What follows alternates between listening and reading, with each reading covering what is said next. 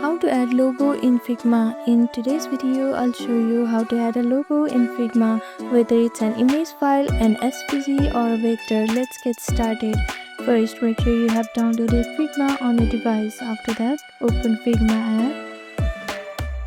Now open an existing file or create a new one. Make sure you have your logo ready either as a PNG, JPG or SVG file.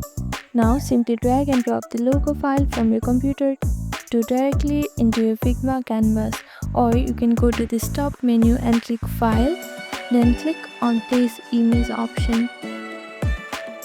Now use the corner handles to resize the logo and drag it into the place like on header, navbar or splash screen.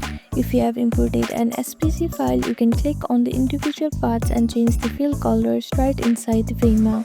To keep it in place, group the logo with the nearby elements or use the lock icon to avoid moving it by mistake.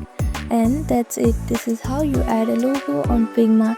Thank you for watching this video. Please do not forget to like, share and subscribe to our channel, and comment down below if you have any other queries. Thank you.